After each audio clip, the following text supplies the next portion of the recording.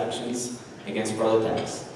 As all of you most probably know, the world is really changing, and especially in the financial market, it's all going digital, it's all going mobile.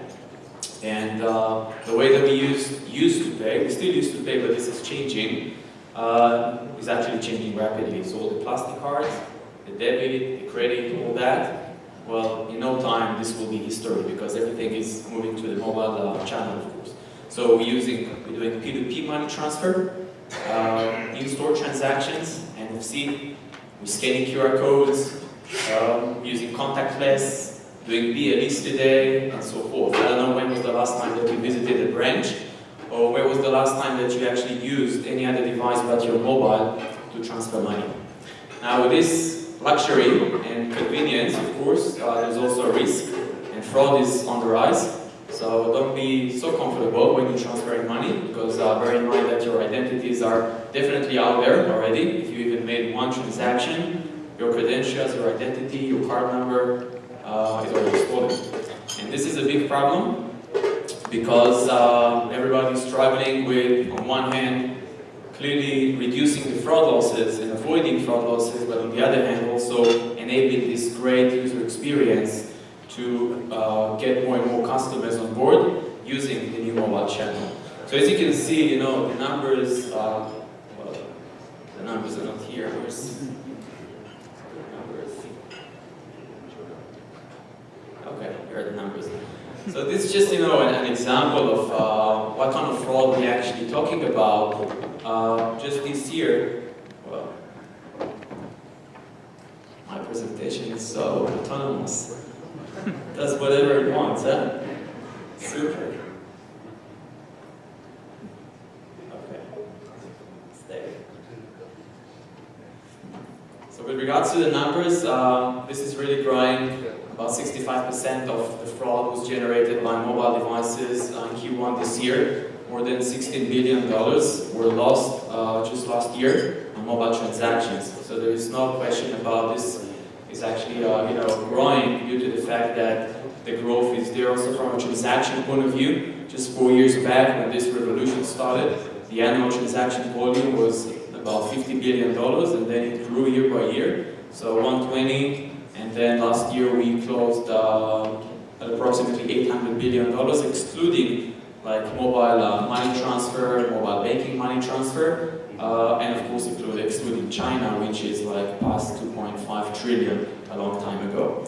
Now in order to combat effectively this problem and balance between great user experience on one hand, but on the other hand really avoid the fraud losses, we designed and developed a solution which is capable of combining various what we call intelligence sets, because relying only on one factor, and those of you who know security, you know that first of all there is never 100% security, but secondly, security is all about multi-layer. So you need to look at various components and combine them all together in order to reach maximum effectiveness. So what we did, we actually looked at everything related to each and every one of the customer's devices, the way that the users behave when we behave, when we use our mobile devices, and how do we even behave when we transact. Who do we transfer money to, how much do we transfer, where do we pay, which merchants, and so forth. And this is a key, it's vital to look at all the components all together, combine them, and reach a point where we have, you know, a full picture. Now, what you see here, for example, the device attributes is one intelligence set which has lots of fraud indicators behind it to map very accurately each and every one of the customer's mobile devices, to identify the device and link it to the person and link it to the transaction. And then we have user data and app interactions that measure the way that we behave within the app, because people behave differently among apps and so forth. We have the biomarkers to map the way that we really behave, so all the behavioral biometrics, how do we hold the device, what kind of pressure we put, and so forth. One intelligence set out of the others, and the transaction data analysis altogether. But the key is not to wait for the transaction to take place. The key is to start monitoring the second that your banking app or payment app was downloaded and installed by this person, be it a real customer or a fraudster.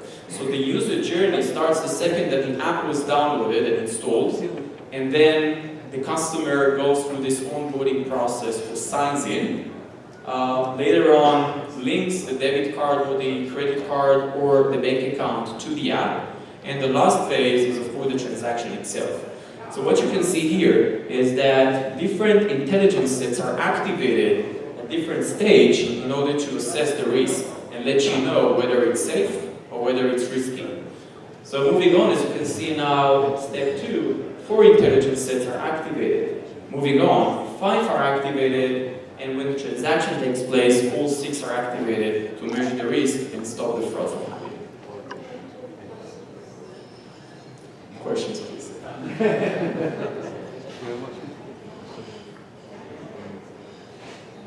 Either it was 100% clear or you know what the alternative is. Alright, I'm going to be out there in the back, so if you have any questions afterwards, I'm happy to address. Thank you. Do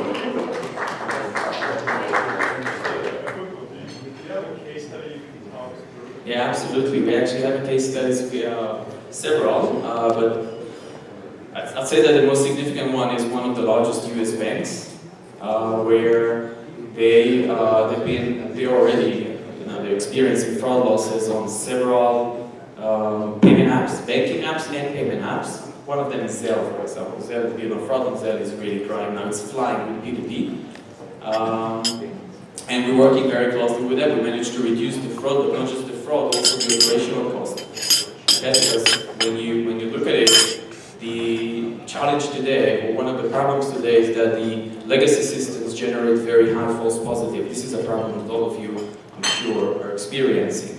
Once you have too high false positive, then you need to validate your customers. You need to do more validations. And how do you do that? You send SMSs, you send one-time codes, you call the customers, so you need more fraud analysts, you need more call center reps, you need more, codes to be sent. And this is increasing the operational cost. Nobody wants that. Everybody is looking to decrease the operational cost.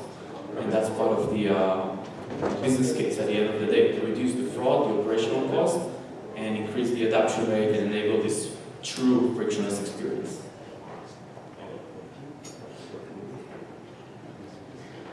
Thank you.